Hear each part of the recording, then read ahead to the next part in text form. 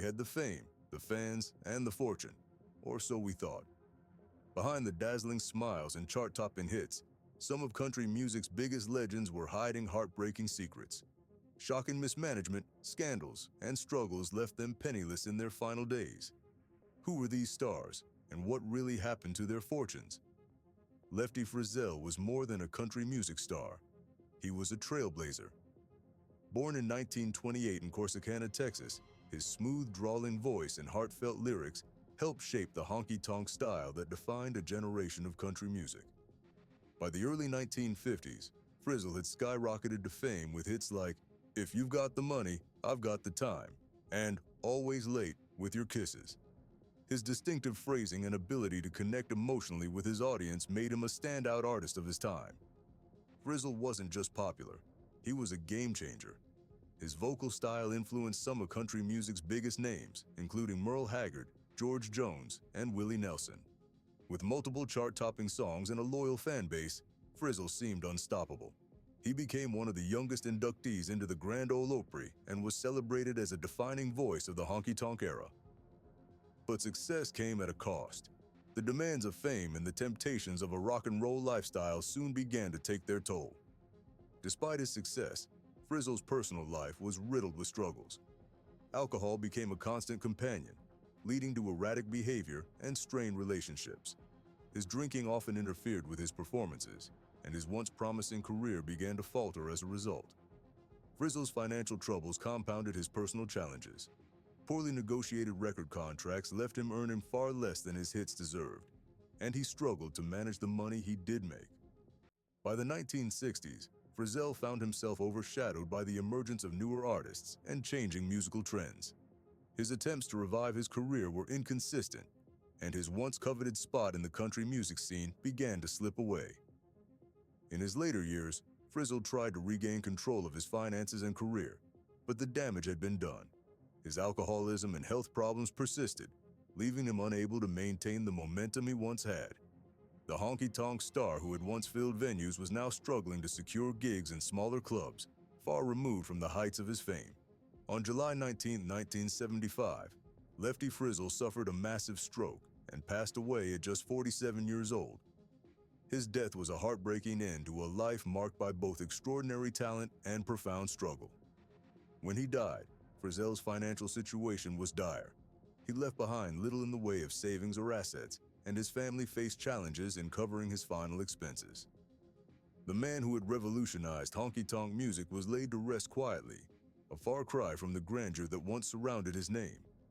While Lefty Frizzell's financial decline and early death were tragic, his influence on country music remains undeniable. His groundbreaking vocal style and storytelling paved the way for countless artists, and his contributions to the genre have been celebrated posthumously. In 1982, he was inducted into the Country Music Hall of Fame, ensuring his legacy would not be forgotten. Lefty Frizzell's story is a poignant reminder of the fleeting nature of fame and the toll it can take on even the most talented artists. His music lives on, but his life serves as a cautionary tale of the pitfalls that can accompany success in the entertainment industry. In the 1940s, Spade Cooley was a household name, celebrated as the king of Western swing. His blend of country, jazz, and swing music captivated audiences, and his charm and charisma made him a natural entertainer. Born in 1910 in Grand, Oklahoma, Cooley rose to fame in California, where he led one of the most popular Western swing bands of the era. Hits like "Shame on You" and "The Detours" dominated the charts, and his band performed to sold-out crowds in ballrooms across the country. Cooley's success extended beyond music. He became a television pioneer, hosting a weekly variety show in Los Angeles that further cemented his status as a star. At the height of his fame, he rivaled even the biggest names in country music, and his financial success reflected his prominence. With a sprawling ranch in California, luxury cars, and a glamorous lifestyle, Cooley seemed to have it all. But behind the glittering exterior lay a man whose darker impulses would ultimately destroy his career and legacy. Cooley's downfall began with his tumultuous personal life. His marriage to Ella Mae Evans was fraught with jealousy and violence, fueled by Cooley's controlling nature and volatile temper. The pressures of fame, combined with his growing alcohol dependency, exacerbated his instability. Professionally, Cooley's fortunes began to wane in the late 1950s as Western swing fell out of fashion. The rise of rock and roll overshadowed the genre, and Cooley struggled to adapt to the changing music scene. His television show was canceled, and his once thriving career began to falter. As gigs dried up, Cooley's finances took a hit. His lavish lifestyle, which had once been supported by his fame, became increasingly difficult to maintain. The final blow came in 1961, when Cooley's personal demons culminated in a horrific act of violence. Convinced that his wife was having an affair, Cooley brutally murdered Ella May in their home while their daughter witnessed the crime. The trial that followed was one of the most sensational of the time, with Cooley's celebrity status adding to the media frenzy. The court sentenced him to life in prison, effectively ending his career and leaving his finances in ruins. Legal fees and the loss of his income drained his once substantial wealth. By the time Cooley was incarcerated, the king of Western swing was a broken man, both financially and personally. While serving his prison sentence, Cooley reportedly tried to rehabilitate his image. He participated in prison performances and sought parole, claiming to have reformed. In 1969, after 8 years in prison, Cooley was granted a temporary leave to perform at a charity concert in Oakland, California. The performance was meant to showcase his rehabilitation and serve as a hopeful step toward reintegration into society. But after finishing his set, Cooley suffered a fatal heart attack backstage. He died at the age of 59, leaving behind a legacy forever tarnished by his crime. Cooley's financial situation at the time of his death was dire. His estate was nearly non-existent, and the once glamorous life he had built was long gone. The man who had once been one of the wealthiest performers in country music left little behind for his family. Spade Cooley's legacy is one of immense talent overshadowed by tragedy and scandal. As a musician, his influence on Western swing is undeniable. He brought the genre to the forefront of American music and inspired countless artists who followed in his footsteps. However, his personal actions left an indelible stain on his reputation. While his music continues to be celebrated by historians of the genre, his life serves as a stark reminder of how fame and success can be undone by unchecked personal demons. For fans of Western swing, Cooley's story is both a testament to his musical genius and a cautionary tale of the destructive power of jealousy and rage. Johnny Paycheck was more than just a country singer. He was a symbol of rebellion and grit. Born Donald Eugene Lytle in 1938 in Greenfield, Ohio, Paycheck rose from a difficult childhood to become one of the most iconic voices of the outlaw country movement. His stage name, inspired by heavyweight boxer Johnny Paycheck, reflected the tough, no-nonsense persona he brought to his music. Paycheck's early career was marked by collaborations with country legends like George Jones, for whom he played bass and co-wrote several songs. His breakout moment came in the 1970s with his hit single, "Take This Job and Shove It." The anthem of working-class frustration resonated across the nation, earning him widespread fame and a gold record. Other hits, such as "She's All I Got," "When You Slide Off of Your Satin Sheets," solidified his reputation as a country music powerhouse. Known for his distinctive voice and ability to channel raw emotion into his music, Paycheck became a leading figure in outlaw country, a subgenre that rejected Nashville's polished image in favor of authenticity and grit. At his peak, he toured extensively, enjoyed significant commercial success, and became a household name. But the outlaw lifestyle that defined his music also contributed to his undoing. Paycheck's life was as tumultuous as his music. He lived up to his outlaw persona with a series of legal troubles, substance abuse issues, and reckless spending habits. His success brought wealth, but his inability to manage it responsibly soon led to financial ruin. Paycheck reportedly squandered his earnings on extravagant purchases, including luxury cars and an excessive lifestyle that quickly drained his bank account. Legal issues compounded his struggles. In 1985, Paycheck was involved in a barroom brawl in Hillsboro, Ohio, where he was charged with aggravated assault after firing a gun at another man. The incident resulted in a prison sentence, further derailing his career. His time behind bars marked the lowest point of his life, as he struggled with addiction and saw his once thriving career crumble. Paycheck's financial woes were further exacerbated by unpaid taxes, lawsuits, and poor management of his music rights. By the late 1980s, he had declared bankruptcy, citing debts that far exceeded his assets. He lost his home, vehicles, and much of what he had earned during his peak years. The man who had once headlined sold-out concerts was now struggling to make ends meet. Johnny Paycheck's later years were marked by poor health and a steady decline in his public presence. He battled diabetes and other complications, which limited his ability to tour and perform. Despite his financial struggles, he continued to release music sporadically and made appearances at smaller venues, relying on his loyal fan base to support him. On February 19, 2003, Paycheck passed away from emphysema at the age of 64. At the time of his death, he had little to his name, and his burial expenses were covered by the country music community, including the generosity of his friend and fellow outlaw artist George Jones. The man who had once embodied the rebellious spirit of country music left behind a legacy of unforgettable songs and cautionary tales. Despite the struggles that defined much of his life, Johnny Paycheck's impact on country music remains undeniable. His defiance of Nashville's conventions and his embrace of working-class themes resonated with audiences who saw themselves reflected in his music. Paycheck's hits continue to inspire new generations of artists, and his contributions to the outlaw country movement have cemented his place in the genre's history. Paycheck's life is a reminder of the duality of fame, how it can elevate an artist while simultaneously exposing their vulnerabilities. His story serves as both a testament to the power of authenticity in music and a cautionary tale about the personal and financial pitfalls of the spotlight. Today, Johnny Paycheck is remembered as one of the most authentic voices in country music. His struggles and successes remain a powerful narrative of resilience, rebellion, and redemption, ensuring that his legacy endures as a symbol of country music's raw and uncompromising spirit. Patsy Montana was a trailblazer, a pioneer for women in country music who shattered barriers during a time when the genre was overwhelmingly dominated by men.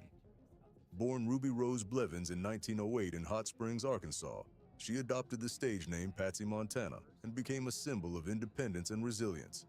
Her breakout hit, "I Wanna Be a Cowboy Sweetheart," released in 1935, was a groundbreaking moment for country music. It became the first million-selling record by a female country artist and remains one of the most iconic songs in the genre. Montana's yodeling, upbeat charm and cowboy-themed lyrics resonated with audiences across America, earning her a devoted fan base and a place in country music history. Beyond her music, Montana was a force of personality. She embodied the spirit of the independent woman, paving the way for future female artists like Kitty Wells, Loretta Lynn, and Dolly Parton. Her career spanned radio shows, live performances, and recordings, and she became a beloved figure in the Western music scene. Despite her groundbreaking success, Montana's career faced significant challenges. As the music industry evolved, her traditional Western style fell out of favor, and the rise of new stars and changing tastes left her struggling to maintain her place in the spotlight. By the mid-20th century, Montana's popularity had waned, and her income from music began to dwindle. One of the key issues was the limited financial protections for artists during her era. Like many of her contemporaries, Montana was tied to record deals that offered little in terms of royalties. Even her million-selling hit, "I Wanna Be a Cowboy Sweetheart," provided only a fraction of the earnings one might expect from such a monumental success. Without consistent royalties, Montana had to rely on live performances and smaller gigs to make ends meet. As her career declined, Montana faced increasing financial struggles. She worked tirelessly to support her family, often performing at smaller venues and participating in local events. Her commitment to her craft never wavered, but the financial pressures took a toll. She lived modestly in her later years, far removed from the fame and success she had once enjoyed. In 1996, Patsy Montana passed away at the age of 87 in her home in San Jacinto, California. Her death marked the end of an era for one of country music's most influential women. By the time of her passing, she was no longer a household name, and her financial struggles had left her estate modest. While Montana's death did not receive the widespread attention it deserved, her contributions to country music were celebrated by those who remembered her pioneering role. Her funeral was a quiet affair, reflecting the understated life she had led in her later years. Patsy Montana's legacy is one of resilience, talent, and groundbreaking achievements. As the first female country artist to sell 1 million records, she opened doors for countless women in the industry. Her yodeling style and cowboy-themed persona became iconic, influencing a generation of artists who followed in her footsteps. Despite her financial struggles, Montana's music continues to resonate with fans of traditional country and Western music. Songs like "I Wanna Be a Cowboy Sweetheart" remain staples of the genre, celebrated for their timeless charm and historical significance. Montana's story is a poignant reminder of the challenges faced by early country artists, particularly women. While her groundbreaking achievements paved the way for future stars, her financial hardships highlight the need for greater protections and support for artists. Her life serves as both an inspiration and a cautionary tale about the fleeting nature of fame and the systemic issues within the music industry. Today, Patsy Montana is remembered as a trailblazer who helped shape country music's golden era. Her contributions to the genre, combined with her enduring spirit and dedication to her craft, ensure that her legacy remains alive. She may have faced struggles in her later years, but her influence on country music and the women who followed her will never be forgotten. Hank Snow, known as the Singing Ranger, was one of the most enduring and influential figures in country music's golden era. Born Clarence Eugene Snow in Nova Scotia, Canada, in 1914, he grew up in poverty, using his hardships to fuel a determination that would define his career. After honing his craft on Canadian radio stations, Snow broke into the American country music scene, signing with RCA Victor in the 1940s. Snow's big break came in 1950 with the release of I'm Moving On, which stayed at the top of the Billboard country charts for an astonishing 21 weeks. The song catapulted him to fame, and his career flourished with hits like The Golden Rocket, I Don't Hurt Anymore, and Hello Love. A master storyteller, Snow's songs resonated with audiences, earning him a spot on the Grand Ole Opry and a reputation as one of the genre's greatest performers. Known for his polished vocals and intricate guitar work, Snow helped bring country music to a broader audience. He also played a pivotal role in launching the career of Elvis Presley, advocating for the young rock and roll artist when others were skeptical. By the mid-20th century, Hank Snow was a household name, celebrated for his longevity and consistent output of quality music. Despite his success, Hank Snow faced significant challenges that tarnished his later years. Early in his career, Snow was locked into a restrictive contract with RCA Victor, which limited his earnings from his recordings.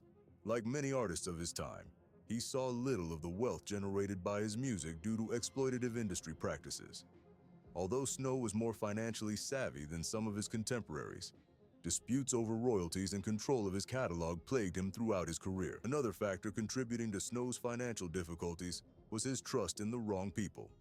Snow had several managers and business associates over the years who mismanaged his money, leaving him to pick up the pieces. Legal battles over unpaid royalties and breached contracts consumed time and resources, draining Snow's finances and creating an ongoing source of frustration for the star. By the 1980s, Snow's health began to decline, limiting his ability to tour. For a man who had spent decades on the road, the inability to perform took a toll not only on his income, but also on his identity. Snow struggled to adapt to a changing music industry, and the physical demands of aging left him financially vulnerable in his later years. Although he lived modestly compared to his peers, the financial setbacks he faced throughout his career made his golden years far less comfortable than his achievements warranted. On December 20, 1999, Hank Snow passed away at the age of 85 from heart failure. He died at his home in Madison, Tennessee, a quiet and unassuming end for a man who had once been one of the brightest stars in country music.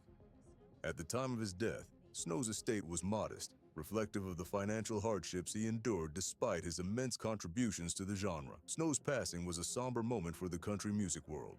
While his death did not come as a surprise given his advanced age and health struggles, it marked the end of an era for fans who had grown up listening to his music. His funeral was attended by family, friends, and admirers who recognized the profound impact he had on the industry.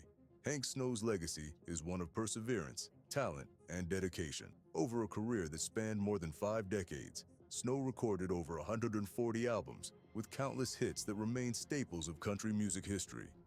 His contributions to the genre extended beyond his music, as he mentored rising stars like Elvis Presley and influenced generations of artists with his storytelling and signature sound. Despite his financial struggles, Snow's influence on country music has never waned. He was inducted into the Country Music Hall of Fame in 1979, a testament to his enduring importance to the genre. His autobiography, The Hank Snow Story, provides an unvarnished look at his life, offering insights into both his successes and his struggles. Hank Snow's story is a reminder that even the most successful artists can face challenges behind the scenes. His life serves as both an inspiration and a cautionary tale, illustrating the highs and lows of a career in the spotlight. While his final years were marked by financial and physical hardships, his music and legacy continue to inspire fans and artists alike. The lives of country legends like Lefty Frizzell, Spade Cooley, Patsy Montana, Johnny Paycheck, and Hank Snow remind us that fame and fortune often come at a great cost. Despite their immense talent and groundbreaking contributions, they faced personal struggles and financial ruin that contrasted sharply with their success. And their stories highlight the need for better protections for artists and reveal the harsh realities of an industry that often prioritizes profits over people.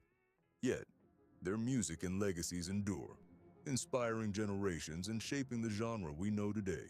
These stars may have faced tragic ends, but their voices and stories continue to resonate, reminding us of the resilience and creativity that define country music.